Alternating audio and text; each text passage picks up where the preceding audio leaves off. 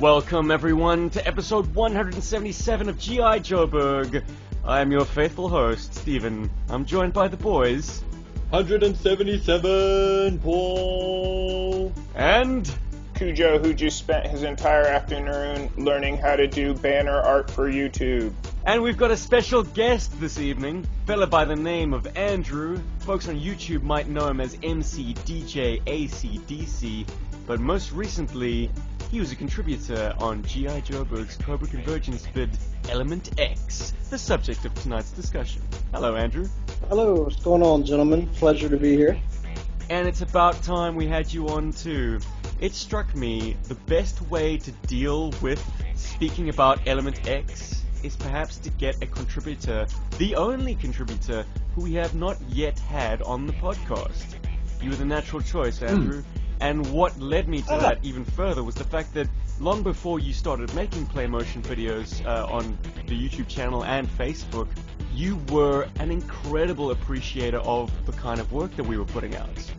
The kind of detail that you went into in the comments, both on Podbean and on YouTube, and in our chats, just made you the natural choice, man. So we're going to hopefully talk about everyone's submissions, including your own, in this podcast. Well, thank you, man. You guys made it really easy. You guys put out amazing content. Oh, stop it. Checks in the mail. And not forgetting, of course, that Andrew has actually supplied some of the cast members for some of these things. No doubt there. I would not have had a Destro figure to tie into the next video had it not been for a generous contribution from Mr. Creech. So, as I say, once again, a no-brainer to have Andrew along for the ride on episode 177.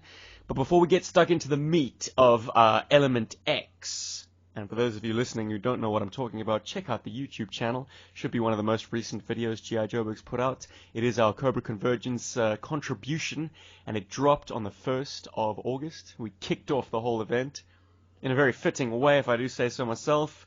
It was a community kind of video for a very community-orientated initiative of Hooded Cobra Commander. But before we get stuck into that, does anyone want to address a few 6-inch elephants in the room? I definitely want to address the 6-inch elephants in the room. Should we start with a positive? Let's start with a positive. They are really, really, really cool toys. I know that I've come across as being a little on the fence about the 6-inch gel line, or the classified line as it were. But I've been on the fence, but more in favor of getting them than not, and maybe I've put some serious firewalls up for myself, some serious collecting firewalls.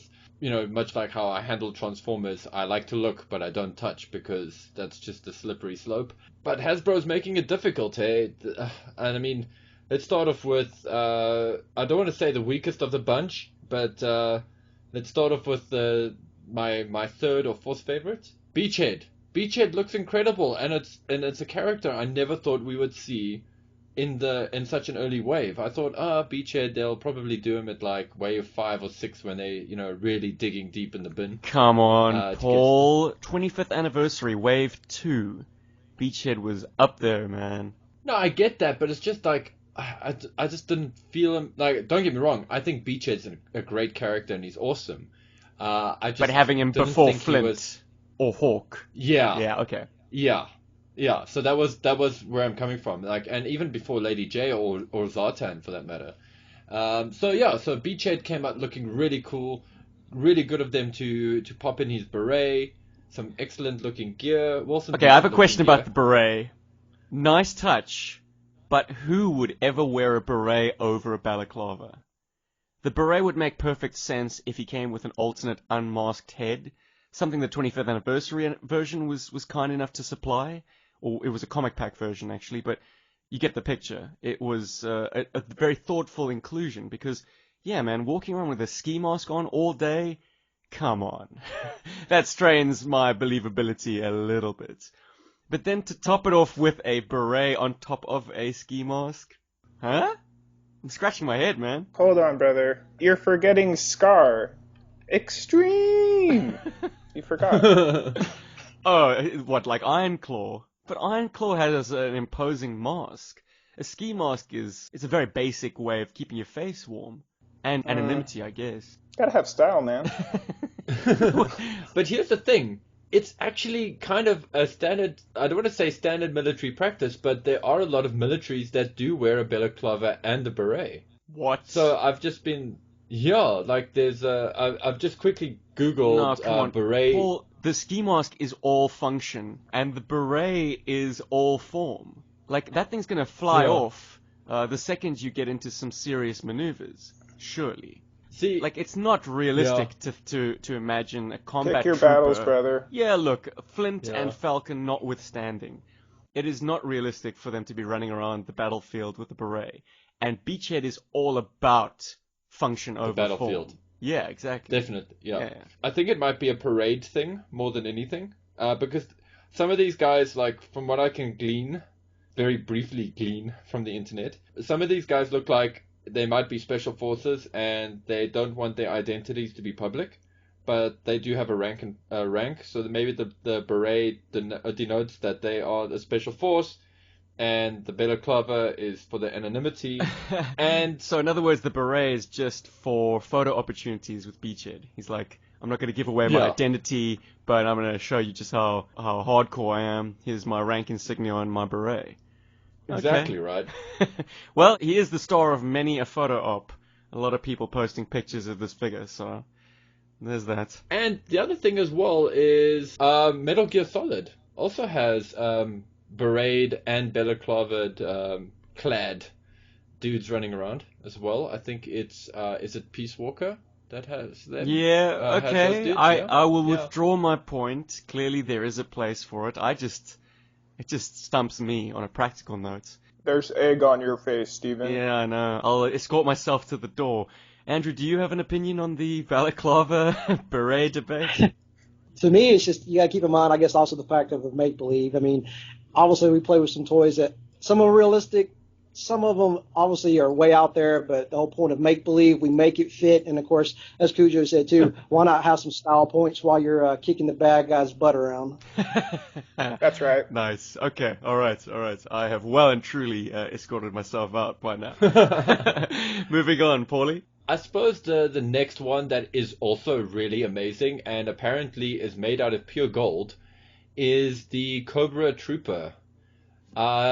Wow, this toy could have gone so many ways, and it went the right way, and very quickly. Wow, what a cool toy! Like, damn. I can just imagine for collectors like yourself, Andrew, I know you're a bit of a troop builder, looking at these guys, you must be thinking, whoa, I can't own less than 5. Because, firstly, they're sexy. Secondly, they come with this sort of red patch, so you can make a squad leader, and then the others can be like non-patched guys. You could style them up differently. Guys with helmets and goggles, guys with just helmet, guy with just goggles. You know, you can really go to town with them. And then, of course, the armaments. I mean, you got a sniper rifle here, you got an assault rifle, you got 2 handguns and a knife. So, you know, the one guy could be like the sniper dude, and then most of them could be assault driven. And then you got the hotshot that likes to dual wield his pistols, because Steven loves that. But you can have bang, that guy. bang, baby. It's a really smart thing. Like, I'm really impressed with Hasbro right now. Or should I say Jazzwares, because I think they're the ones who are making these figures, if I'm not mistaken. They're the ones who designed them. But damn, this is cool. Like, it's exciting. I'm like sitting here and I'm really excited. I've even asked Bart to like haunt his local Walmarts and Targets, in this case specifically Target, to grab me one of these guys, these Cobra Troopers, because I want one, dude. Like, this is not even like I want one to review for the show. It's like, I want one. Like, I want to play with one, you know? So, that's 2 thumbs up. What do you guys think of the Cobra Trooper? Are we happy? I cannot believe those goggles. They're incredible. This kind of serpentine eyes. And they're functional. Oh, man. Incredible to get that right. But I guess those are the advantages of the scale. To get detail on a piece like that and to make it functional. Amazing. It's magic. It's real magic. And I know a lot of guys have pointed out that the guns are Nerf guns, but the Cobra Trooper, he's safe in my books. His guns don't offend me. I like the texturing. It has updated the blue shirt from being very comic book baddie, easy to draw essentially by just being clad in a blue jumpsuit, to having so much texture work, so much detail. But I'm sure there'll be minor criticisms that come out. One thing that HCC pointed out in his overview is it seems the waist pieces on all the Wave 1 figures don't possess any paint. So any designs that start on the thighs or even the lower legs and then kind of run up to the waist piece, the paint scheme gets dropped. So by praising the textures, I might also be making a trap for my own praise, because maybe those textures that bear paint on other parts of the body won't bear paint in other key parts. You know what I mean? Yeah. So it seems there's some inconsistency there, like cost cutting perhaps. But beautiful, certainly in pictures that I've seen, for the win, man. Anyone else got an opinion on these guys? For me, it's hard to believe, as much as I like to collect G.I. Joe. I'm on the fence. I'm glad to see product on the shelf. I'm glad to see maybe attracting a new wave of fans. Maybe something will come of it. But as far as me collecting, I'm going to pass on the 6 inches. I'm just not for me. I get microphone drop. Everybody's like, what? No, like, okay, I'm a little surprised, but also having seen pictures of your collection, I'm also not surprised, if that makes sense. They're super articulate. Like I said, I don't take away from anything from what they look like and their quality. And like I said, happy to see new, G.I. Joe product back on the shelves. It's just, for me, what are the prices? I think I saw one. What are they, like $30 or $40 going on the shelf? Target has them for $19.95, I believe. Okay, well that's not bad. Before tax. It's better definitely before tax. Before and of course the scalping prices. If you've seen those on eBay, for those that can't wait, God. Oh my goodness gracious, they're just unbelievable. You're talking like $75 for a Destro, and I'm like, no. But I guess for me, I kind of stop around I guess the Venom versus Valor, it's kind of like the last. I didn't collect the 25th anniversary figures. They were neat, very articulate, but just I don't know. There's not my G.I. Joe, I guess. Yeah. Okay, no, I get you. Absolutely. Yep. I get we you. are clinging to the nostalgic factor of G.I. Joe, and we have been let down by the retro collection misnomer. No, I'm also feeling bitter about that myself. Well, we have Element X to look forward to. Exactly. I'm going to reserve any comments on the Cobra Soldier at this time, but I am enjoying hearing people talk about him and seeing people take pictures of him. So I agree with Andrew that. But honestly, before we get into Element X, shouldn't we do a G.I. Joe shakedown on MC here? Well, wait. There's still 2 more figures. There's still two more toys in this wave that we have to get through. I'm saving the best one for last. And so before we get to the awesome toy, let's talk about the one that was misnamed. So we got a repaint of Roadblock already, which to me screams more heavy duty than Roadblock. So I kind of I look at that toy and I kind of think, that's cool. Maybe it's too soon. It's like Hasbro was like, oh, I see people are upset about the Roadblock figure. You know what we have to change? Here's his head sculpt and paint scheme. But keep the gun. People love the gun. Just can't get enough of those railgun blasters. Yeah, but it's cool that he's got some shades and stuff. I don't think I'll ever own this figure. I don't even want to review this figure. And that's not because I don't like Rhodey. I just think the first offering they did is much better. In fact, if anything, this Roadblock has made the first release, in my eyes, better. It's actually elevated their original release. But I can see why guys will dig this, because it doesn't have any gold trim. It's not as brightly colored. It's got a very strong militaristic kind of appeal to it. I think the thing that just kills it for me is I'm not sure what kind of camouflage he's going for on his vest. He's going for a G.I. Joe Retaliation style camouflage. I.e., no camouflage at all. Look at me. I'm the rock block. It's okay. It's interesting. It's just not my thing, and I just don't like the big star and stripes on his chest. It just looks misplaced. I think there was some big arguments with that one in design. So anyway, enough has been said about him. But then we get the Baroness. Now, long-time listeners of the show will know that I was very, very worried about this. cautiously optimistic, and more emphasis on cautious, because that face in the artwork I didn't like at all. And, you know, so far, a lot of the toys that come out, or a lot of these classified Joes that have come out, their face sculpts have been quite faithful to the artworks. So, of course, this, you know, caused a bit of concern in Paul over here. But then I was pleasantly surprised with this Baroness that is just absolutely beautiful from head to toe. I love this toy.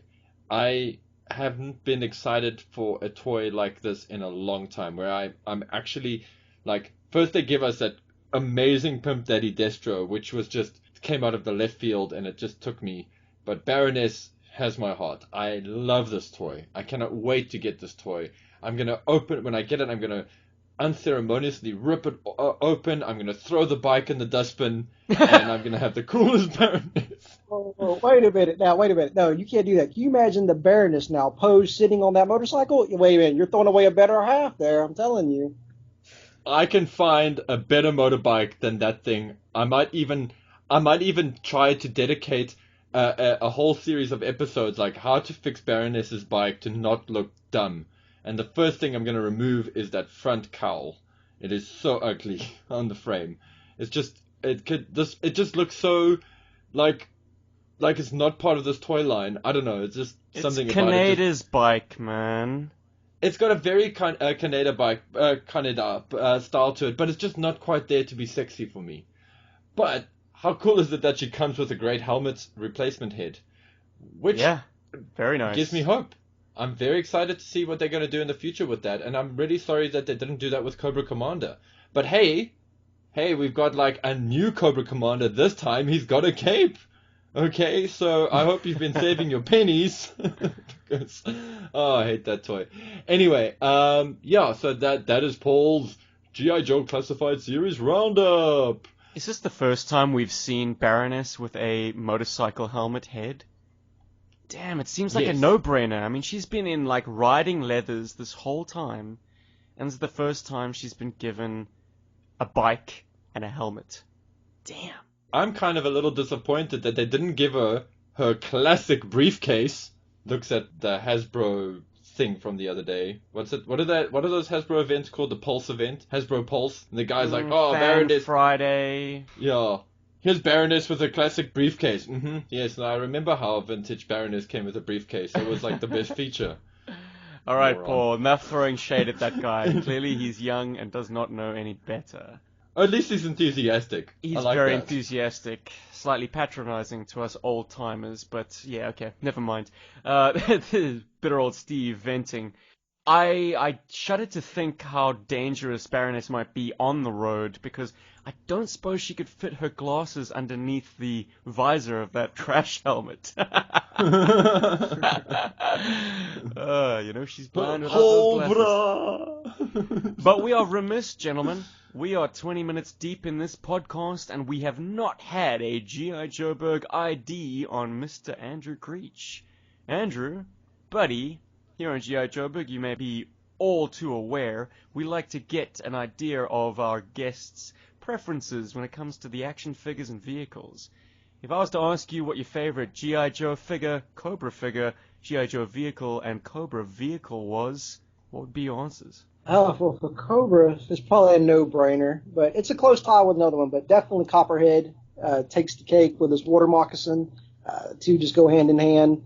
Of course, it was great to see him in the original cartoon series, give him a little light on both of them for a while. And of course, close second is Wild Weasel and the Rattler. I mean, that just, to me, you can't beat that for the aerial combo. So for Cobra, it's a no-brainer. G.I. Joe is a different ballpark. There's so many interesting characters with different personalities. As far as vehicles, I would probably have to go with the Mobit for sure. Oh, yeah.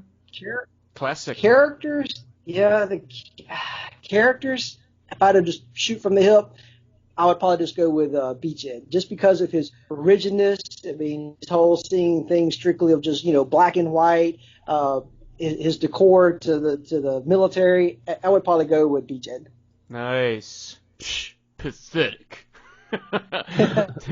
Don't unpack. You won't be here long. That's right. Oh, yeah, he's great. Oh, man, what a character. And what fun to script him. I've really enjoyed any time I've gotten to write a little bit of a beachhead scene, because he is all business. Whereas other Joes might have more compassionate ways about them, or more casual ways about them, Beachhead is straight down the line. We need to complete the mission. Everything else is secondary.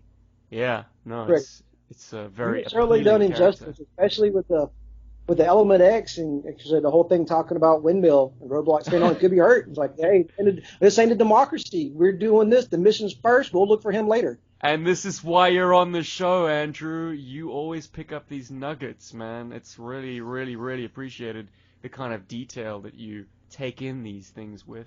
You guys make it easy. I mean, it's just like hook, line, and sinker. In fact, I think some of the times I'll go back and I'll watch it a second time because I'm so focused on that, and then you start thinking, oh man, that would be really cool if, like this happened, or yeah, that is so whatever. Next thing I know, I've missed 10, 15 seconds in the dialogue, and it's like, oh man. So then I got to go back and watch it again and focus and get the rest of the story. Well, buddy, you are part of the tapestry now. The growing number of Playmotion videos. I mean, G.I. Joburg's been able to take its foot off the gas and let other people take the wheel. It's incredible up to this point how many folks have joined these special forces on G.I. Joburg, and so many varied styles. I'm really proud of this thing that we seem to have started, and proud of Paul's initiative, because all credit goes to Mr. Loebscher. He shopped this idea to me 2 weeks out from the deadline for our Cobra Convergence vid, and I was like, okay, you're gonna get contributions from 9 people. What if one person or 2 people are late? It could basically bring the whole thing down in a flaming wreck if that's a key component, and you'd have to kind of very, very last minute shoot around that. Yeah, just the opposite. Exactly. I prepped a plan B just in case. Everybody was going hey, have you got your? Is it done yet? Have you got yours done yet? Because I'm waiting to see what you do before I do mine. So it was kind of just the opposite, in my opinion. Everybody was chomping at the bit, waiting to film theirs, but of course they're waiting for the person before them to get it. So they think, well, at least I can kind of base it off of this, Yeah, it seemed like everyone, pretty much to a lesser or greater degree, picked that weekend to do their shooting. Clearly, we've got a lot of 9-to-5ers in our cabal of creators. But even with everyone shooting concurrently, there was such nice handover. Credits to people for forming their own little groups and chatting about how they're going to leave their video so the next person could pick it up. I really appreciate that kind of collaboration and cooperation. Paul, tell us about your process, man. How did this idea come to you? Was it just a knocking? It was the next logical step. Well, okay, so this actually started a little bit earlier this year, quite a bit earlier. I was thinking what would be a cool video to do with all the Special Forces guys, because sometimes we talk about doing collaborations, and we've all done Troy has come to us and asked us to do some voice, and then we've spoken about story ideas, and different contributors have come to us in different formats, and I was like, okay, but maybe we should try and find a way to do something like that all together. And I just was waiting for a gap, and then the whole lockdown thing happened, and that lockdown was really, it was a bit of a not a cool thing for a lot of people, and then I thought well, we couldn't I know that at one point we were maybe we can go to Joe Fest this year, kind of thing. There were these kind of chats about it last year and stuff, and things like lockdown just shot that way out the window. That was just never going to happen. And I was like, how are we going to get ourselves, how can we connect with our fans? And that is all our fans, but actually more other G.I. Joe fans. I mean, that's kind of been the thing about G.I. Joburg was, I mean, when G.I. Joburg originally started, all the G.I. Joe fans I ever knew, or people that loved G.I. Joe, was Steven and my buddy David. And, David wasn't actively into it and whatever's. And then I met Steve, and then, met Rob, and then we started the podcast. And, then guys like yourself, Andrew, and, Dan Szymanski and all of that started, sort of gravitating towards the podcast. And we started meeting all of these people that are into G.I. Joe. So, in South Africa, you feel kind of unless you're into something that's really popular, at the time, I suppose the big thing was the Spawn figures, and it was it was Spawn, or it was anime, like hot anime girl collecting or anything like that. Unless you weren't like into that, you didn't really feel like you were part of anything. You felt as a G.I. Joe fan, you were just very niche. Like even if you mentioned G.I. Joe to people, some people just didn't even know what you were talking about. And I know what that felt like. So when lockdown happened, we were all like all over the place, and I was like, how can I get us together? Like, what's a cool way to be able to play with toys and sort of get past this lockdown? Because we weren't even allowed to go. We still technically are not allowed to go outside, although they have now officially opened the parks. And so I had all of these ideas to shoot footage, like to try and do stuff and go to Emerentia Park and do all of these cool things. And that was all shot to shit. So I thought, hey, cool, here's an opportunity. And when Steven was like, okay, well, what are we going to do for Cobra Convergence? And I was like, I have this crazy idea. And I wanted us to reach out and see what guys would do. And, let people just drop their hair and not worry about it. And that's what was like really awesome about these videos. I mean, and I'm going to start with, and the first person I'll mention here is Troy. Purely because he just knew exactly what he wanted to do, as in he grabbed these kids, he grabbed some toys, and he carried on the video. He didn't care about any kind of special effects or anything, and that's exactly what I wanted it to be. And I'm so glad that he did it that way, so that the rest of the gang, the rest of us, didn't feel like, oh, we had to do major editing or anything like that. I just wanted it to purely just be a whole bunch of us getting to a park and just bringing our toys. Some of us are like strangers, some of us know each other, and we just play. And that's basically the backyard battles, international backyard battle concept. Nice. I am gonna credit Cody Scalf. He has been masterminding a few similar initiatives over on Facebook. His work's amazing. It is incredible, and he's managed to pull a number of us into making contributions. Those videos need to find release on YouTube, I think. Simply for posterity, because Facebook, man, things just get buried. It just gets lost in the noise. And difficult to find them. But so credit where credit's due. I think Cody beat us all to the punch in this kind of initiative. But it was great to get him to contribute to the international backyard, because he really is a kind of a founding father of this, like, I'm going to shoot something and then kick it over to the internet, and the internet needs to, my message in a bottle needs to be picked up by the next guy and then continued. Very much in the vein of the broken telephone, or what did you call it, Paul, when you artists get together and each person draws something? Oh yeah, just at a drawing jam, like drawing jam. You're such a nerd. Yeah. Drink and draw. Yeah. Nice.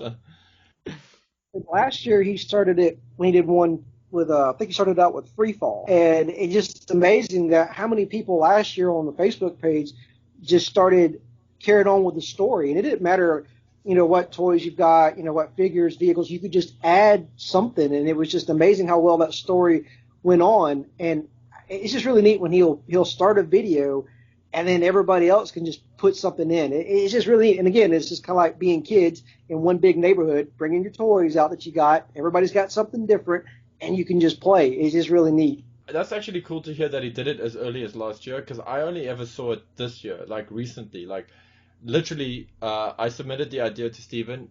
Steven sort of mentioned to me that Cody was doing something similar to that, and I was check it out. And then I saw Cody, and I was like, okay, cool. And it was like, for me at the time, not having known about what he had done last year, it felt like, oh, collective consciousness kind of thing. But to hear that he's done it last year, that's cool. That's even better, because it makes me realize that as fans, this is the kind of stuff that we want, as fans of G.I. Joe. We want to be able to play with toys with our friends. And I hope the bigger guys are listening, and when I say the bigger guys, the Hasbros and the Mattels and whatever's of this world. I hope that they do listen to this kind of stuff. A South African boykie can only but dream, hey, Paulie, only but dream. Exactly. But if I had to get into the process, so this might be a shocker, but I had like really half a plan. Okay, so literally when I mentioned it to Steven, shocking, I know, but this is how I like to operate. I'm an improviser. So like Steven was like, how would you do this? So I'm like, so as I'm telling Steven how I'm gonna do this, I'm making notes on how I'm gonna do this. Like I was thinking about when Steven put it on our WhatsApp group, and then I was like mulling things over in my head, and I was just like, and I was just coming into these like elaborate, I got to make a script and stuff, and then when he asked, and Stephen has a way of like asking stuff like, if you can't find a way to do it that is solid, if you cannot sell it to him, he becomes such a client. If you cannot sell it to him, it's dead. So I was like, fuck, sorry. But I was like, oh shit, here we go. So that started coming up with ideas and everything there and then. And I was like, okay, cool. And then I'm like, that evening, I'm like, okay, so I've got to get this like first video out. What am I going to do? How can I start this rolling? How can I get the ball rolling? And then I'm like, ball, yeah, football. Okay, cool. I'll take a ball and then I'll pass it over to the next guy. That's going to be the story vein. And then let's see what happens. If it ends up being like too crazy, we can just cap it off with an ending piece and it just completes the story. You know, if it ends up going in a specific direction and it really works, then, you know, I might reach out to the guys again and go, hey, would you guys mind shooting another minute or whatever? And then I was like, okay, but that's going to get hectic.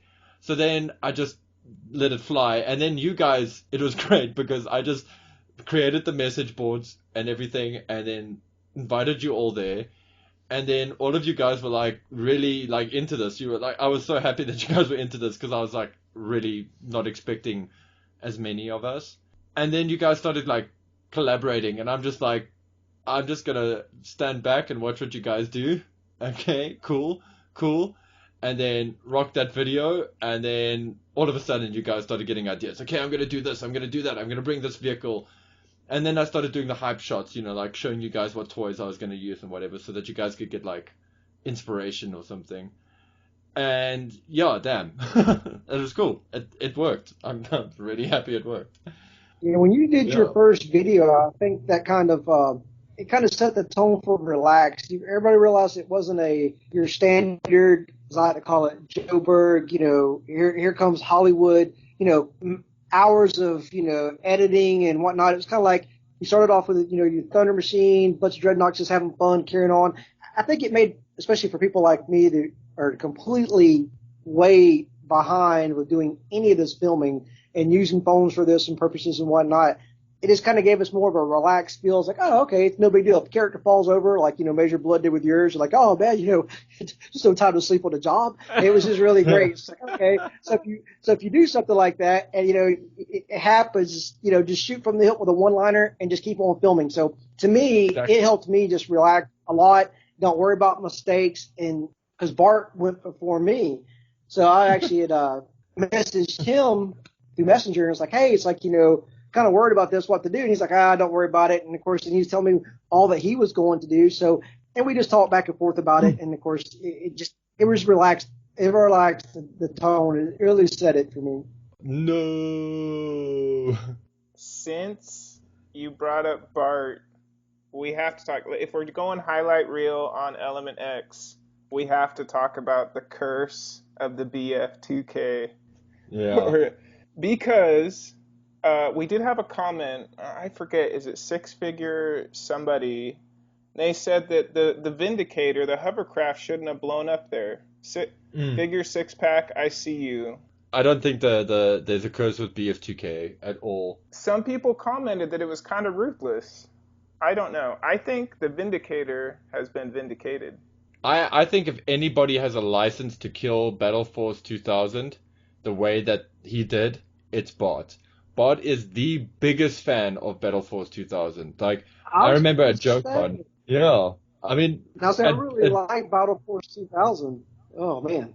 Like, he liked them so much that he was actually willing to put them out there and blow them up and show off his entire Battle Force 2000 collection in ceremonious fashion, as he did.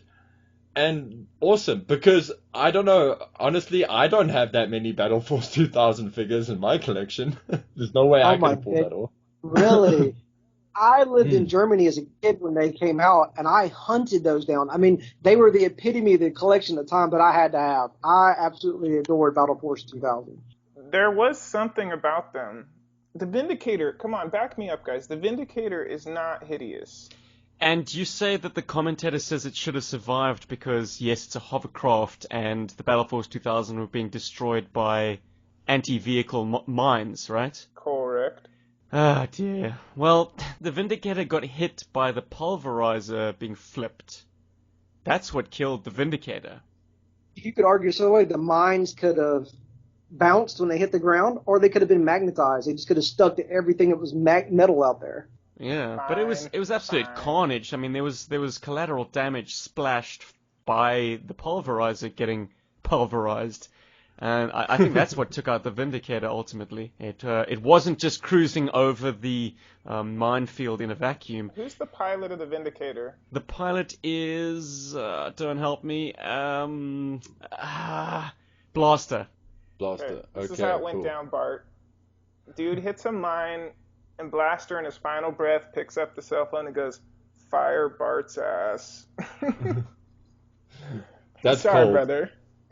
It's a. No. Hey, I'm just, No, I piss hear out of you. it. I hear you. No, but yeah, no, like I gotta say, like he actually asked me if it would be a cool idea, and I was like, roll with it. I actually said, if anybody's allowed to kill BF2K, it's you, and you should go for it.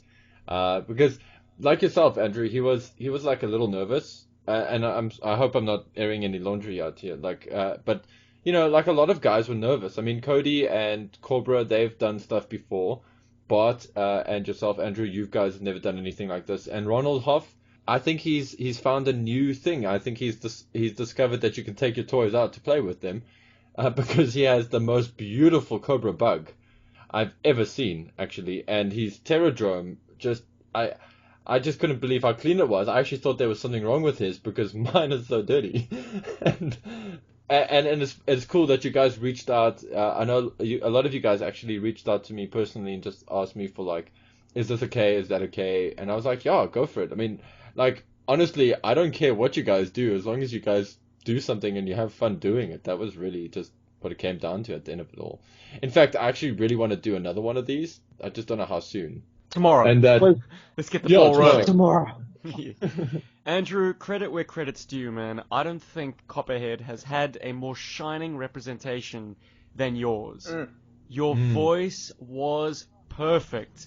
Even got a positive comment from HCC788, who was in the premiere live chat, and he was like, well, that is the definitive Copperhead voice. So your love for that character really shines through. And the fact that he was able to get one over on the Master of Disguise, Zartan, so cool. I mean, he spoke with such command, and he held all the cards. He was like, I've got your siblings, they're my prisoners, or prisoners of Cobra Command, and I wouldn't take too long to make that decision, Zartan, because your brother and sister might turn green with envy. Of course, they were standing out in the sun, so they were most likely on the verge of doing a color change. Oh, dude, the scripting and the characterization was on point, so congratulations, Andrew. For a debut outing, really, really impressed me. And also, I mean, while we're throwing some praise at you, I really love those shots that you did where you got the Iron Grenadiers hiding by that tree and the sort of run-up shots on the grass. I really, really enjoyed those. They were very, very cool. In fact, you'll see that I tried not to cut them too much. You know, I try to make them breathe as much as possible because I really like that. And when I saw that, I was like, okay, Andrew's got a groove for this now. He's got it. And also the way that you had the twins. Oh, well, the twins, but the siblings, how they were propped up there. That was a really, really cool shot. So I encourage you to do more stuff.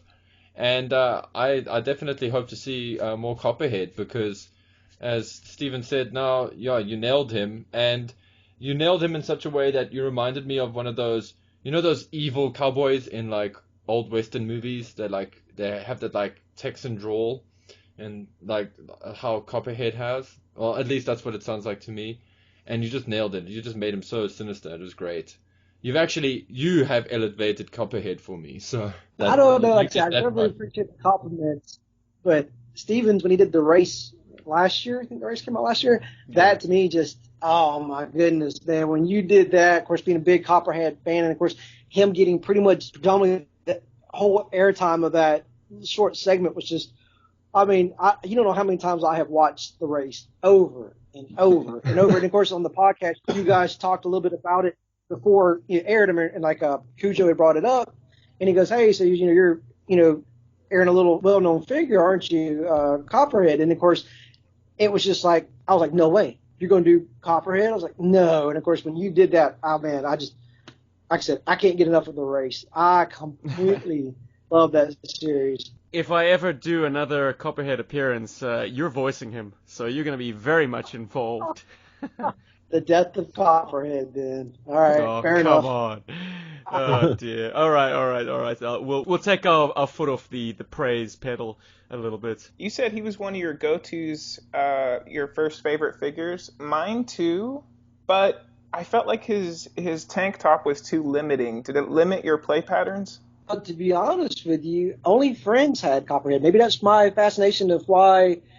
I don't know how you guys viewed your choice, but to me, I got ones that I liked, but at the same token, what your friend had sometimes was kind of like you were more interested in it. So like all my friends had Copperheads. I never did. I didn't get one till, way down the line, probably even when eBay came out. But as far as his uniform, no, I hate to say it. I'm just going to, of course, be boastful with him. I think he's just too perfect.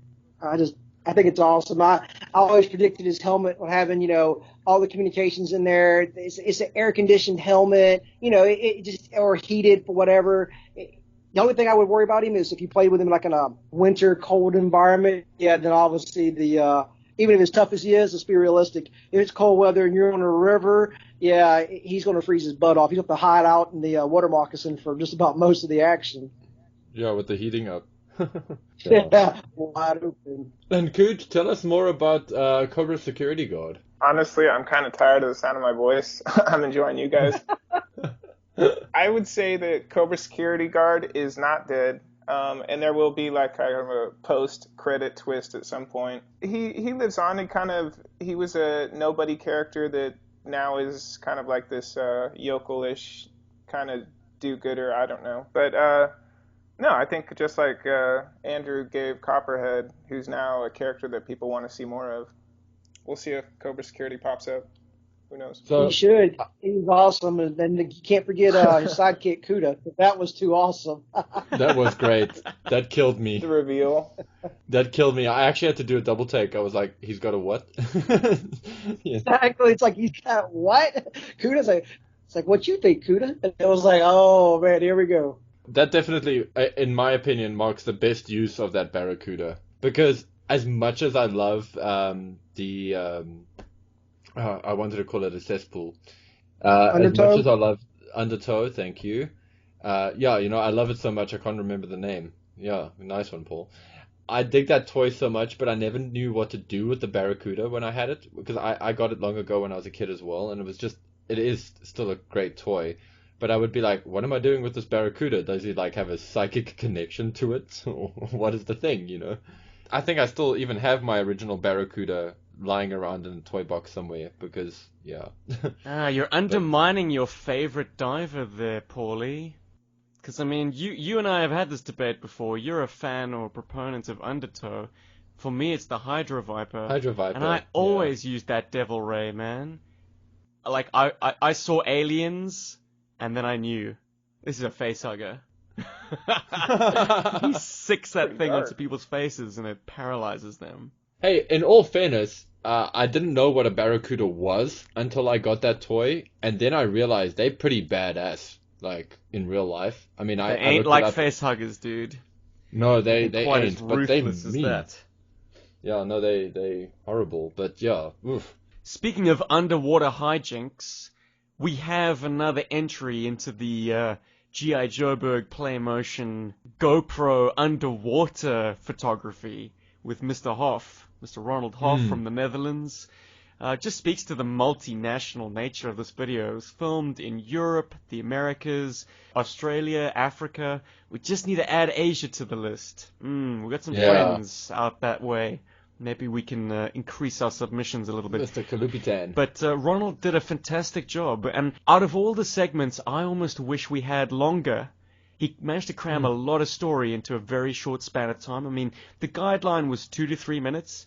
And amazingly, everyone stuck very faithfully to that time limit. But a submarine battle between the shark and the bug. As with submarine battles, it almost needs a more sedate pace and a more of a cat and mouse hunter stalking prey kind of battle. Always liked that about submarine movies or naval movies.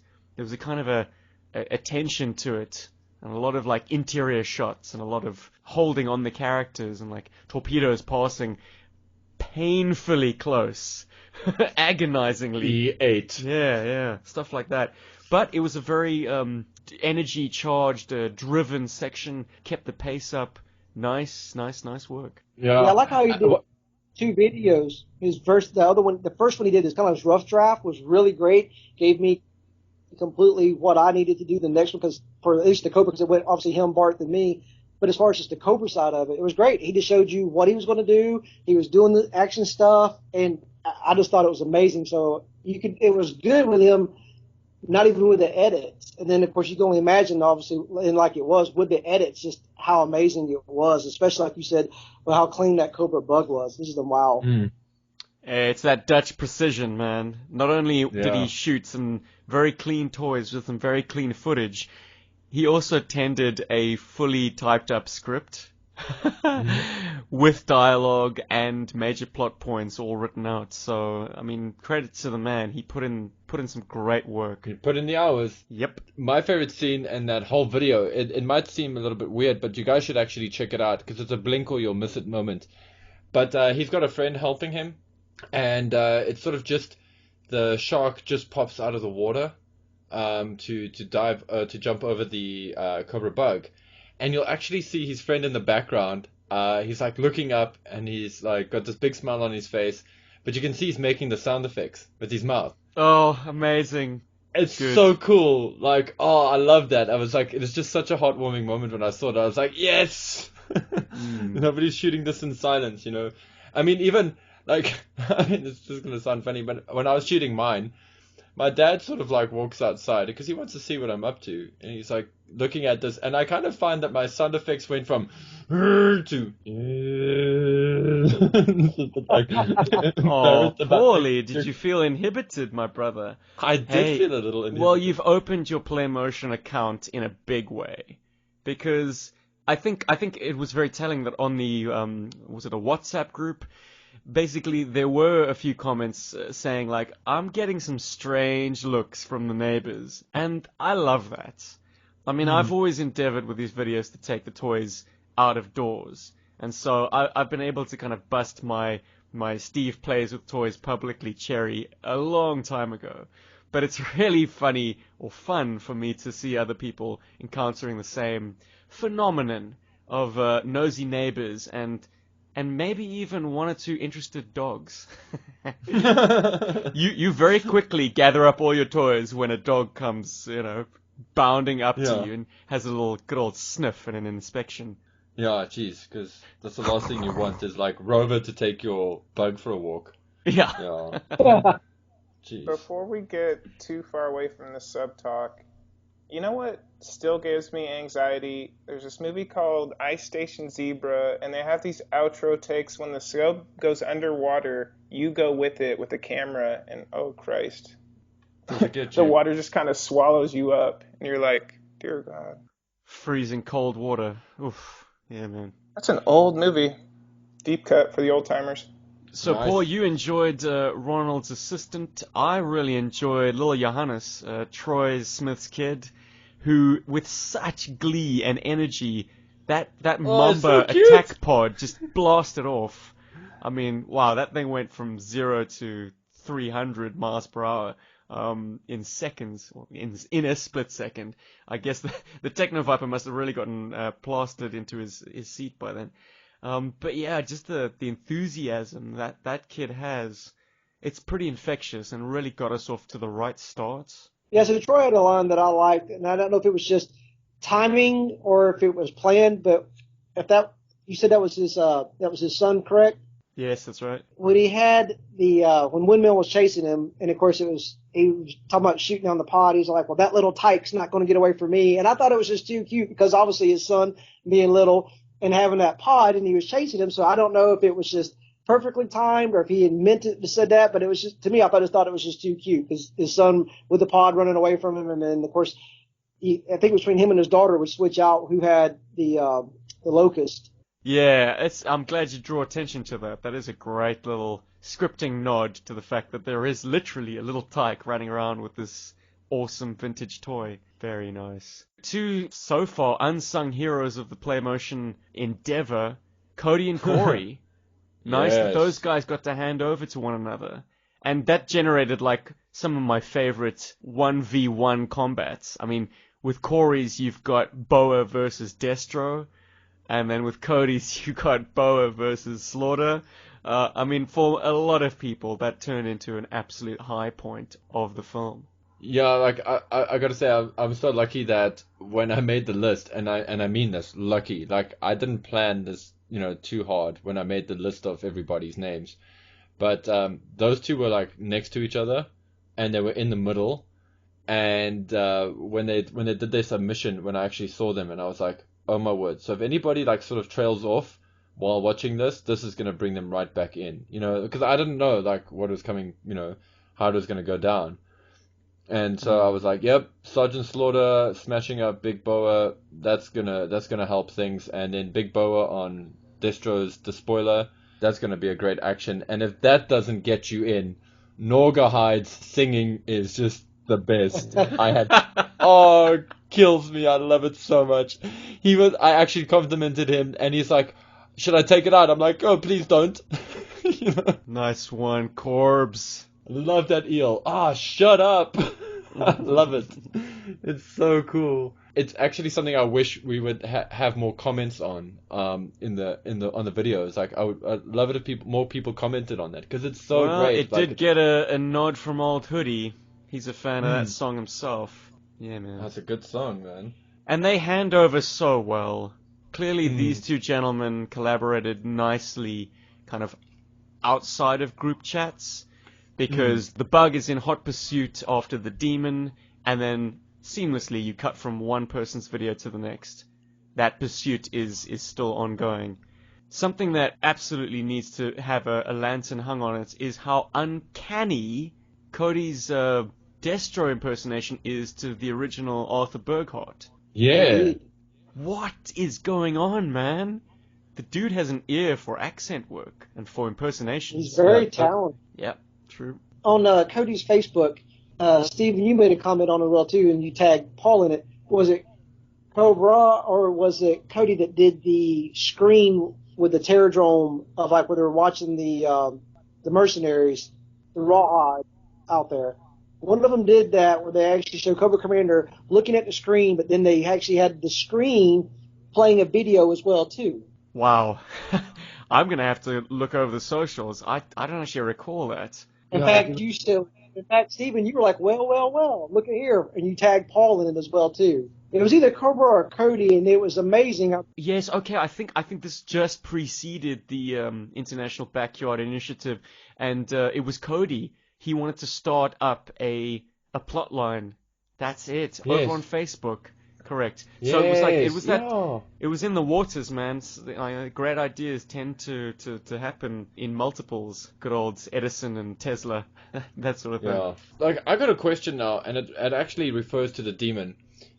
Is the despoiler meant to mount on that portion of the demon? Like, is that actually a feature? Yes, it is. Wow, I need a demon in my life. I mean, you've gone 36 years without knowing that, Paul. I really did. You know what? I can't help but think that I did know that and I just forgot it.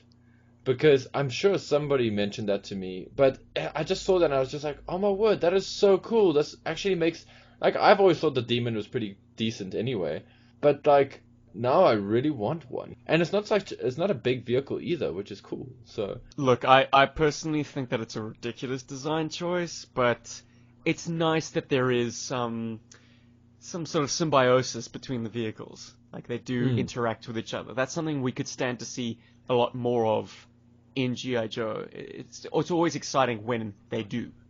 Maybe it was totally. Destro's way of kind of emulating what the Future Fortress did. Laughably.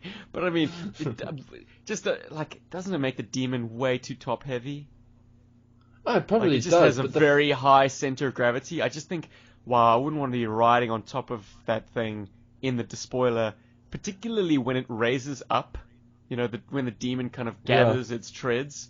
The danger of that thing tilting forward, frightening. It's no wonder Destro took to the sky. Let's see, Boa, if you can fly. That's great. No, but Amazing. That's the thing. I love it so much because when the Power Ranger toys came out, I got the Dragon Zord and David got the Megazord. And that was one of the coolest features, is that you could put the Dragon Zord over the Megazord. And then you got that, I think it's called the Gigantosaur or something like that, where you can put wear a Dragon Zord coat over your Megazord. Yeah, and then you put the Megazord on that like Brachiosaurus thing, and then it's just like, oh my god, that's like amazing. It's Titanus. No, Titanus or Titanicus or whatever it's called. Oh, that was so cool. Like, I love that, and the fact that like I'm seeing some of these things pop up in G.I. Joe just makes me super happy. Like, nice. You know, just the fact that it does that. Like, even though it doesn't do it well or it isn't, you know, particularly cool, but it's just awesome. It's just awesome that it does it, you know. Speaking of popping up in G.I. Joe, where did you get the T-Rex idea for the Terradrome scene? Oh, yeah, so I was like, I'm going to put a dinosaur in this thing. That was actually the only plan I had in this whole thing. I was like, somehow I'm putting one of my T-Rexes in this. And then for that final scene, I was like, originally it wasn't Crystal Ball that kills that Techno Viper. It was actually, I think I had scripted it to be Firefly or something. But then I was like, oh, but a Crimson God killing Firefly is lame. So I was like, okay, I need it to be like somebody who is kind of got a special power, but is not necessarily a combatant. And so I was like, okay, well, you know, I've got this dude running through these corridors. And initially, one of the ideas was to trip him, was to like have like Storm Shadow against the wall, like putting out his little leg, and then the dude bails, and then gets stabbed. But then I was like, no, I can do Crystal Ball. Like, I can, you know, Crystal Ball messes with people's heads. So this guy's seeing this T-Rex, and he's like freaking out. There isn't really a T-Rex there, but to him, there is. And he's like, whoa. And then I made him back up into being stabbed. And I was like, cool. And I even like tried to throw in a bit of a Metal Gear reference there as well, like a kind of. So that's what sound effect was, right? I wanted to certainly appreciate you taking it easy on Copperhead with the kill. He definitely didn't get pogoed, so I certainly appreciate that. And then with the pogo kill for the Iron Grenadier, I was going to say I definitely think if people watch that, the price of pogos will at least go up $1 on eBay, at least $1. I hope so, because like that was another thing. I also didn't intend on using the pogo, and then I went and shot that footage. I actually initially just shot the footage of the dude running, and I was like, oh wait, hold on, I'm not gonna kill him with a sniper because then I have to have another running shot, and that's gonna be boring. So let me like drop the action. And then, I literally dropped the action on him.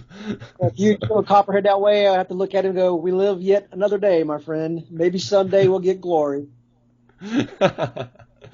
Although, I gotta admit, Copperhead's death, I mean, like, I don't know if he's really dead, but I mean, in that little Element X universe, I mean, all of the best guys did take one for the team.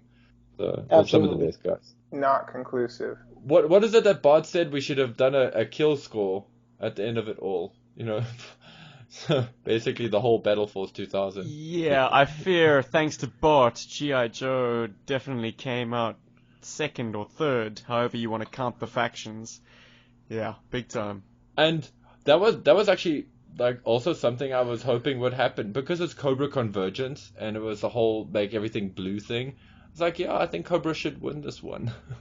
So, yeah, definitely. A nice kind of handover to the rest of the contributors, in a kind of a Marcellus Wallace's briefcase moment.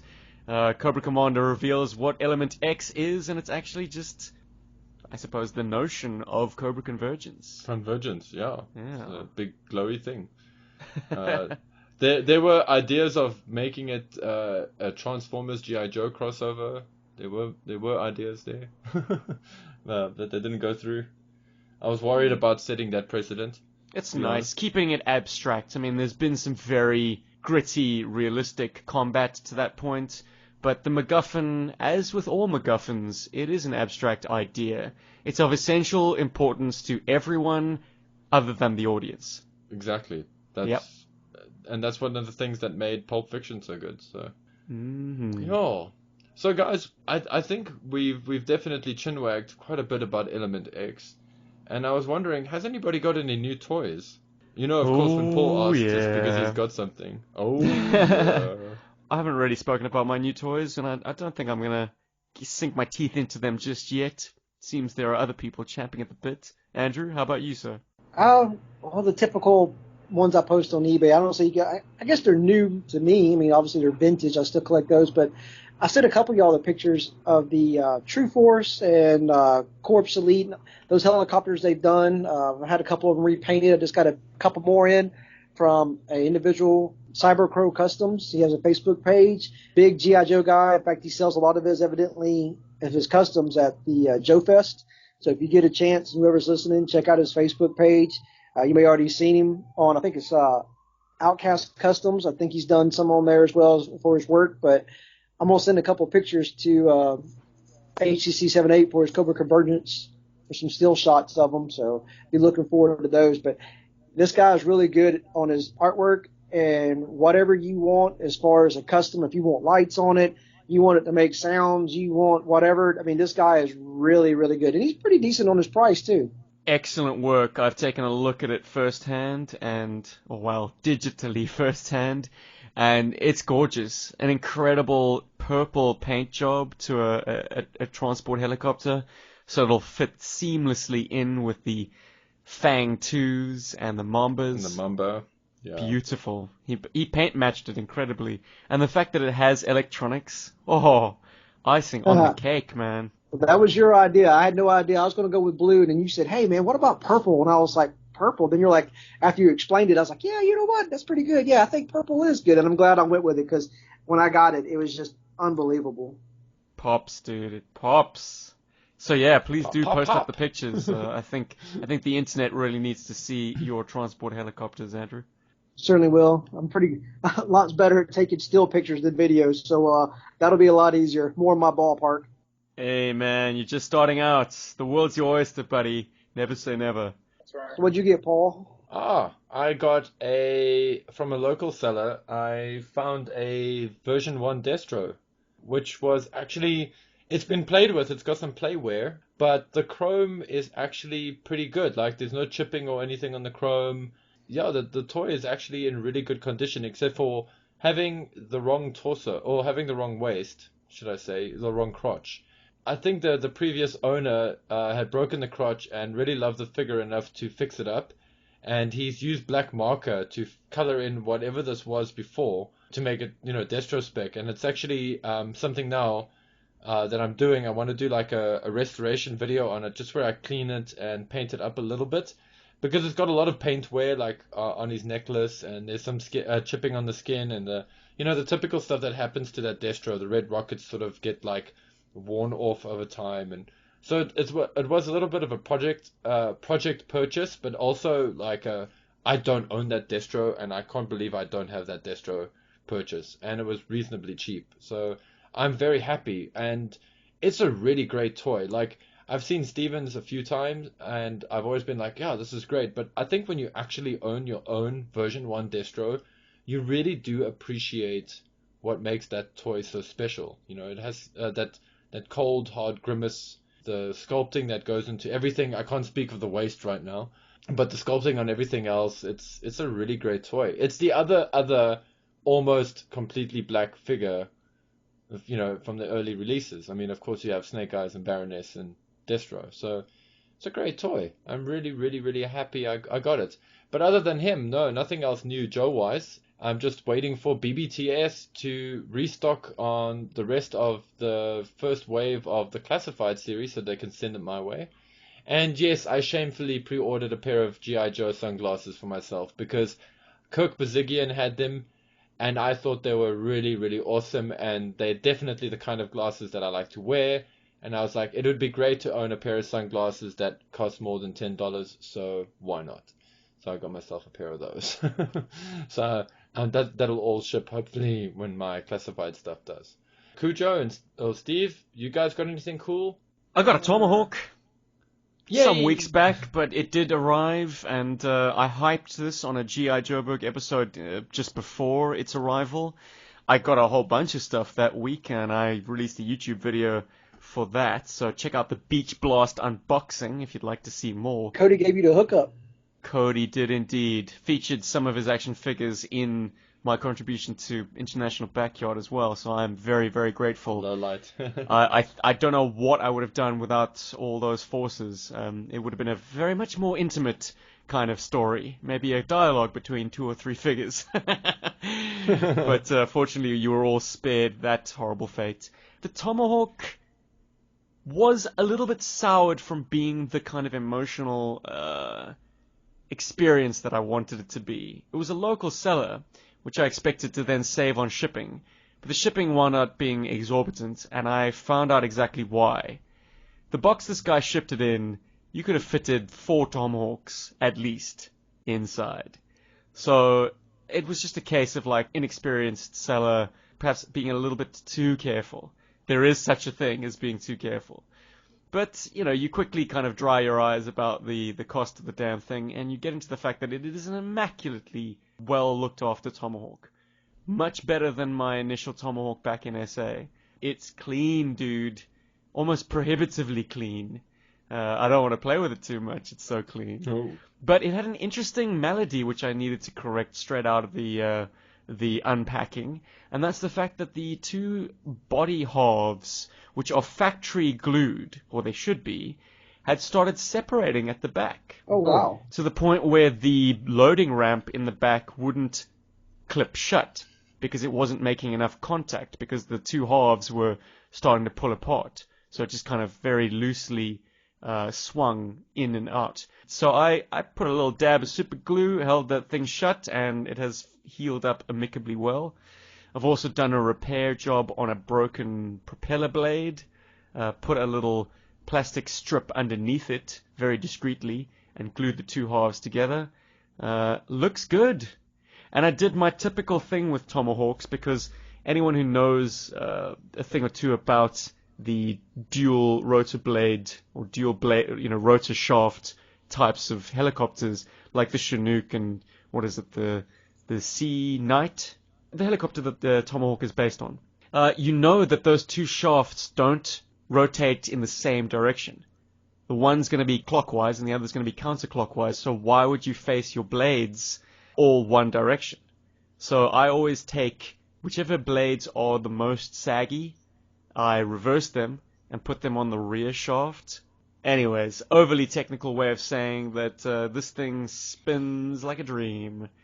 None of the blades intersect and knock into each other. So I'm very, very happy with my Tomahawk. Until they run into a Cobra Law salad shooter. Gentlemen, I've got to make my merry way out the door. I'm seeing a girl about a job. Been in Australia almost 5 months. This is the first little look-in I've had in terms of employment. Delightful. But that's COVID for you, I guess. I hope it's something related to your skill set. It's not at all. And that's kind of a nice break, I guess. Okay. I'm chained to a desk far too often during lockdown. This is something physical, something very basic, but here in Australia, even the basic jobs earn a decent wage, so I'm all too happy as the immigrant to be packing groceries, man. Rub it in. Cool. Let me wrap with this. No, it was as much as I break balls, it was an honor to team up with all you legends. This podcast was basically for like 10 people, but I can't hear Andrew's voice anymore without seeing Copperhead. And if I read comments right, thank you for your service, Andrew. And yeah, it's nice chatting with you guys. You too. Thank you. I appreciate that. Yeah, and thanks for joining us, Andrew. It was really awesome to have you on the show finally.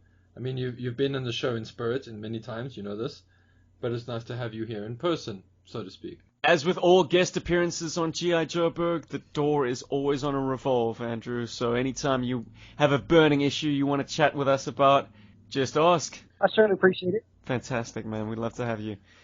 All right, I definitely gentlemen. want to shout out real quick before we go to Cody and to Troy. I know they've mentioned me on your show and your podcast before, so I just really wanted to send a shout out back to them to say thank you for the mention, and that those guys do great work, and I wanted to send a shout back out to them. Good, Awesome. man. I'm going to piggyback on his shout out with to a voice that I haven't heard on the show in a long time, and it's going to sound like this. Danchemansky, where are you? Danchemansky, where are you? I miss your letters, dude. Like, I haven't seen him online or anything in a while. I've sort of seen him pop up here and there, but Quality Joe's, man. Like, reach out and... Quality Joe's is on the G.I. Joburg group in the, what is it, the Fight Against Cobra? The game, Yes. yeah. The mobile app, yeah. And I must say, Andrew, you do particularly well in that game. You need to coach me, man. Damn. I think everybody should stop playing, and I haven't. So I think that's the only reason why it looks that way. Well, Cool. I appreciate your persistence, man. It definitely helps G.I. Joburg as a group climb up the ranking ladder. I gave up when I couldn't get a Mamba. I was so upset. I was just like, enough. Can't have any more in my life. They teased me, man. I got a Skystorm in the opening mission, and then Yeah. impossible to get the damn thing since. I'm like, man, I just want to play with the toys. I don't want the hard work of getting it. Yeah, exactly. Yep. Exactly. And that's how they get you. That's how they get you. That's the whole thing. It's a glorified slot machine. But hey, All right, gentlemen, this has been episode 177 of G.I. Joburg International Backyard, and we are out. Berg. Later. Later, dudes.